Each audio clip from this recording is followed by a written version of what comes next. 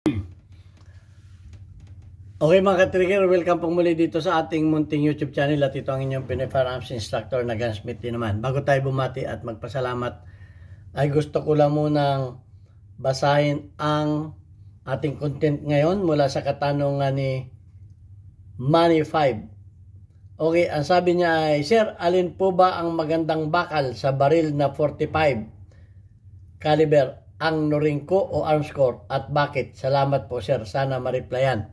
Okay, kung kayo man ay may Norinco at kung kayo may Armscore, huwag kayong magagalit sa akin dahil sasabihin ko ng katotohanan. Okay, at bago natin yan puntahan, ay gusto ko lang muna kayong pasalamatan dahil sa inyong pagsishare ng ating mga videos. Dahil dumarami ang ating mga subscribers at maraming salamat sa mga hindi nag-skip ng ads dahil nadadagdagan naman yung ating mga revenues dahil ang ating YouTube channel ay yan ay ginawa ko para matulungan natin yung ating 6 na estudyante na ating mga beneficiary na mga anak ng mga single parent. Kaya maraming salamat sa inyo. At maraming salamat din doon sa nagpadala dito sa ating GCash number. Huwag po ninyong tawagan yung number na yan para bumili ng baril. Wala po kami pinagbibiling baril. Yan po ay aking anak. Tresurera ko yan. Mag-message lamang kayo kung kayo may paabot na tulong sa ating mga beneficiary para kayo ay ma-recognize ng ating YouTube channel kagaya ni Sir Noli Peace America. Maraming salamat sir sa patuloy ninyo at regular ninyong pagtulong sa ating mga beneficiary. Pagpalain kayo ng ating Panginoong may kapal. Okay, punta na tayo dito sa ano. Alin po ba ang magandang bakal ng baril na Norinco o Armscore? Okay, ito sa aking karanasan na. Ang karanasan ko sa Norinco ay sobrang matigas ang bakal. Ang tigas. Kumbaga yan ay sobrang carbonated. Pag carbonated kasi, tandaan natin, pag sobrang matitigas ang bakal, madaling mag-crack o maputol. Kamukha nung ating mga patalim, mga matitigas yan, carbonated yan. Ang pagkasubo niyan ay grabe. At matigas nga yan, pero ang problema niyan ay nagiging crunchy. Kaya may mga karanasan ako sa Norinco na nagka-crack. May mga karanasan. Awan ko yung ibang mga gunsmith at sinusukuan ng mga gunsmith i-repair i-modified ang mga slide niya dahil sobrang tigas nga. Ang ginagawa ko pa dyan, binabaga ko uli, dinidistimpla ko ba? Kung tawagin ay didistimplahin ko para mamasin. Pagkatapos ay ibabagahin ko uli at i-harden uli o i-quenching. So tingnan natin, bakit ba sobrang matigas ang bakal niyan? Anong materialis? Kasi ang pagkakaalam ko sa Norinco, ang paggagawa ng kanilang mga slide o mga baril ay yung process na hindi man machining, yung tingnan natin saglit lang. Tingnan natin. Ang ano niyan ay ang Norinco ay ang paggagawa niyan ay forged steel. Yung forged steel, ibang klase dun sa yung pagmamasin kasi, yan ay isang blankong bakal na imamasin para mahugis. Halimbawa ito, pipiraso dito halimbawa ito yung bakal, itong piraso na ito. Ito, imamasin ito para kung yan ay gagawing slide o kung yan ay gagawing frame, yun. Pero ang Norinco ay forged steel. Ibig sabihin yan, yun ay binabaga nila yung bakal at sa kanila, doon sa kanilang moldy para maghugis. So, mabilis ang paggagawa niyan. At tinignan ko kung anong klase ng bakal ang Norinco. Ang sabi dito ay, Norinco uses a variety of steel. So, walang sinabi kung 41-40 ba yan. Ang sabi ay variety of steel for its pistol, but a high quality steel is often mentioned as one of the positive attributes of their firearms. Yun. Pero, ang mga bakal niyan ay mga matitigas nga. Sabi, such as forged steel. Yan, yung mga forged steel. Uses in the slides of the NP22. While specific alloys, ito yung mga specific alloys are always detailed. So, wala silang sinabi kung anong klaseng bakal. The general consensus points to the uses of steel in their slide, and reports from gun owners suggest, okay, durable enough for reliable function, though the finish may become considered basic. Napaka-basic ang ano, kasi nga forged ang kanilang pagpapara. Yung forged steel ay some sources indicates that model like NP uses forged steel for slide and process known for creating strong and durable parts. So, matitigas talaga yung bakal nila. Standard steel, like many firearms manufacturer, Norinco likely uses various grade of carbon steel. Ito na yung mga carbon steel. Pag sinabang carbon steel, carbonated steel, matigas mo yan. Carbon.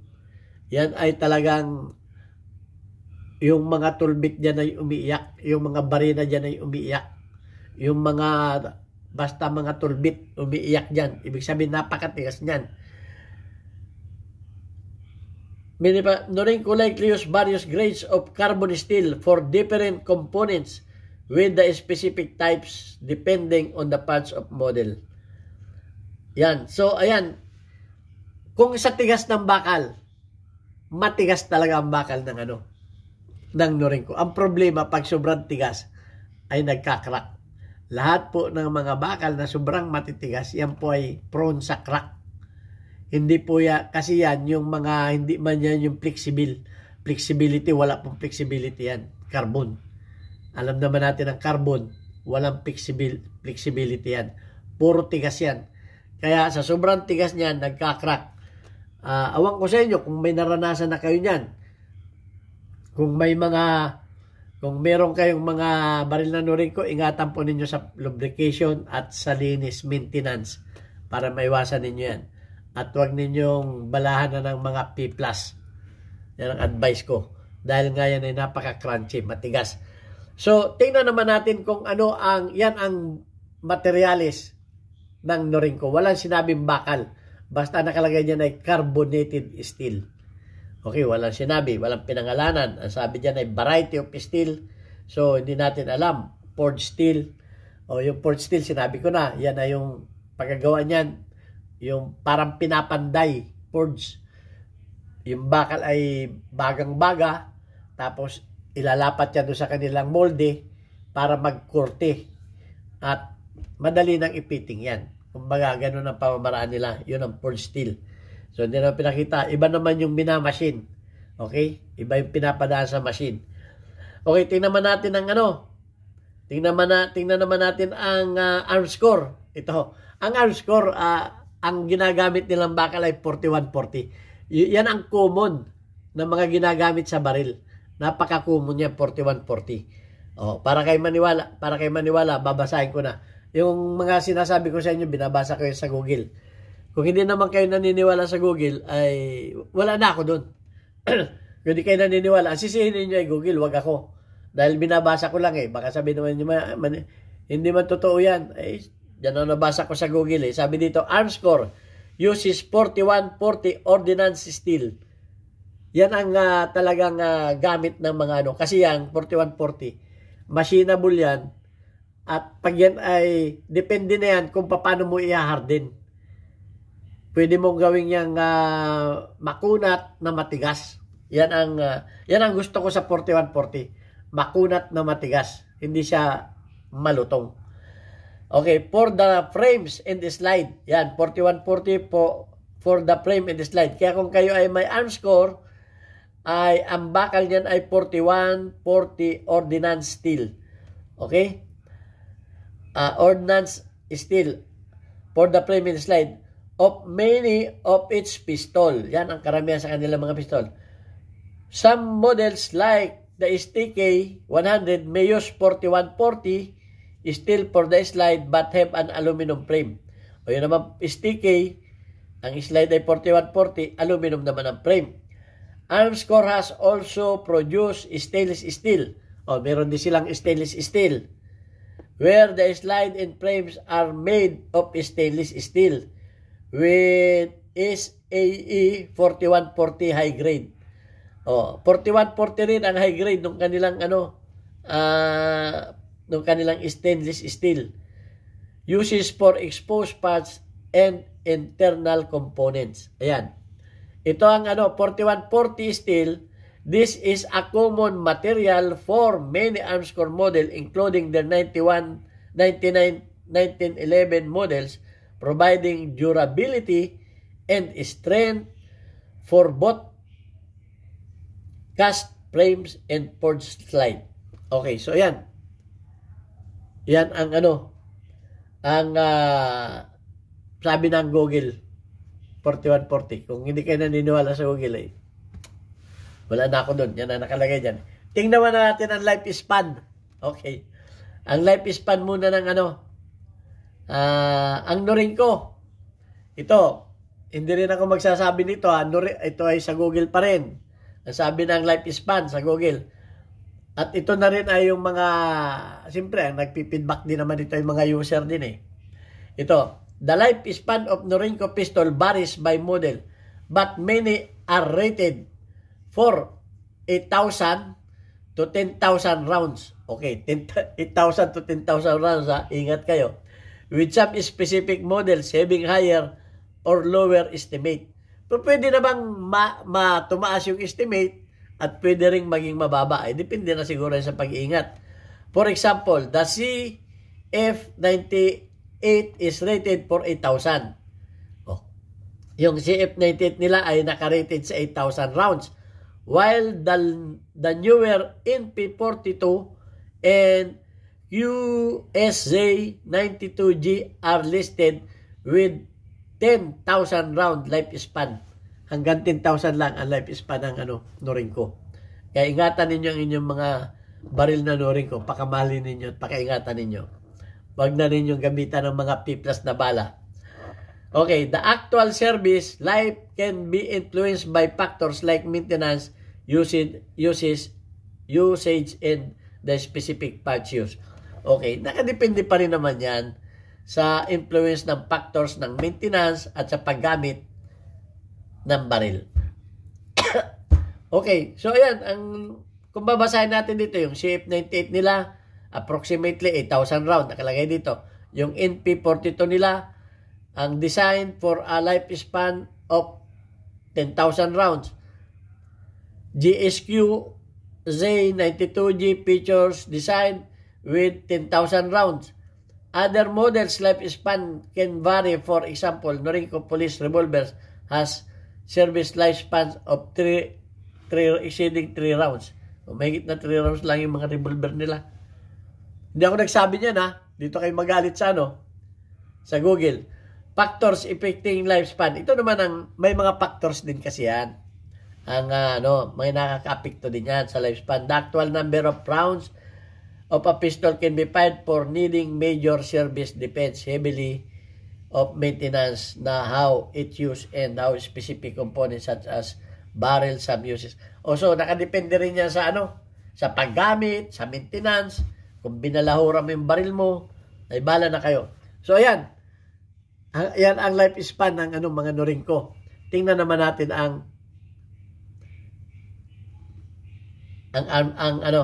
ang Armscor. Ito naman. The lifespan of an Armscor pistol, particularly its 1911 model. Ito, mga 1911 model ha. Ito, hindi ako nagsabi nito ha. Baka naman ito yung mababa pa sa 10,000. Basahin natin. Particularly 1911 model is not officially documented with a specific round. Hindi man officially na dokumento. Pero yung yung Norinco, na-dokumento yan. But it's generally considered long-lasting, potentially. Pero generally, considered long-lasting, potentially exceeding 25,000 rounds. Exceeding hindi bababa sa 25 rounds. 25 rounds to 30,000 rounds. Okay, mahigit na 25 rounds hanggang 30 rounds with proper maintenance. Kasama doon yung proper maintenance siyempre, kahit anong baril. Factors like using high quality parts regarding regular cleaning, lubrication, and replacing spring. Okay, replacing spring. Importante yung mga spring. Paglalagay ninyo ng mga spring, baka pabalik-mali ang spring ninyo. Contribute to a firearms longevity. Okay, kaya sinasabi ko, lagi nakatune up yung spring ninyo sa lakas ng bala ninyo. As well as maintain Arms Corps 1911 can last for decades. Decades ang itatagal ng inyong mga 1911 Arms Corps. Average BS potential lifespan. I generally estimate for a pistol lifespan is between 25,000 and 30,000 rounds, though it can vary greatly. Pwede pang tumaas. Importance maintenance. Yan ang importance. Proper care, including regular cleaning, lubrication. Yan sinabi ko na. At saka yung pagkakabit ng mga parts, replacement parts, placing spring. Yan, sa mga spring, baka kung mga ano-ano spring ng notebook ang pinaglalagay ninyo. Spring as they weaken, a key maintenance task for exceeding the lifespan. Okay, yung mga spring dapat tama. Lagi naka-tune up. Pag sobrang malakas ang spring, malakas ang balik. Pag sobrang matigas ang spring, ay hindi makaangat at malakas din ang balik. So, kinakailangan tama-tama lang nakatono. Okay, Arms Corps 1911 pistol, like other quality firearms, can last for a very long time. They will maintain, for example, some pistol have been showing last 100 rounds or more with good care. Merong Arms Corps na umabot ng 100,000 rounds. Siyempre, iningatan. Okay, hindi ako nagsabi niyan. Bahala na kayo. Yan ay nasa Google. Kung hindi man kayo naniniwala sa Google, walang ninyo akong pagalitan. Diyan kayo magalit sa Google. Binasa ko lamang yan. Yan ay nanggaling din sa mga users. Okay, hindi na natin pahabain. Marami pang yung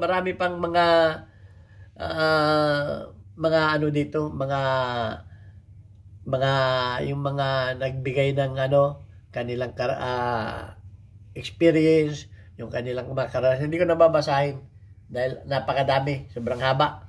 So, ayan lang ang masabi ko sa tanong na alin ang mas magandang bakal. Ay di, kayo nang bahala. Okay. So, yan ang aking karanasan ko ay tumugma sa Google. Dahil sinasabi ko lagi na ang minimum lifespan ng baril ay 30,000 rounds. Kahit kami dito sa aking karanasan. Tumugma naman sa Google. At kung kayo ay may Arms Corps, kung kayo ay may Norinco, alam na ninyo. At kung hindi kayo naniniwala dyan sa binasa ko, ay bala na kayo sa buhay ninyo. Okay, huwag ninyo akong pagalitan. Dito kayo magalit. Ang ireklamo ninyo ay Google. Okay. So ayan, babasahin ko na lang yung ating community spotlight. Okay, Rag Ferns, meron kang 92, shout out sa iyo. Meron kang 92 engagement. Shout out kay Chocolate_Boy, meron kang 34 engagement. Shout out kay Alfred Mulihar, meron kang 41 engagement. Shout out kay Daniel De Guzman, meron kang 16 engagement. Shout out kay Chris S, kay Colt_733, meron kang 52 engagement. At shout out din sa ating mga kababayan sa Pinumalan Oriental Mindoro. Meron na tayo dyan bagong Papa Burger. Sa halagang 40 pesos by one take one. Mura-mura burger dyan. At marami pang pagkain dyan na kayo ma-order. Open yan 24/7. Kahit brown out, may generator yan. Okay, maraming salamat sa inyo. Pwede kayo magpa-deliver dyan. God bless us all.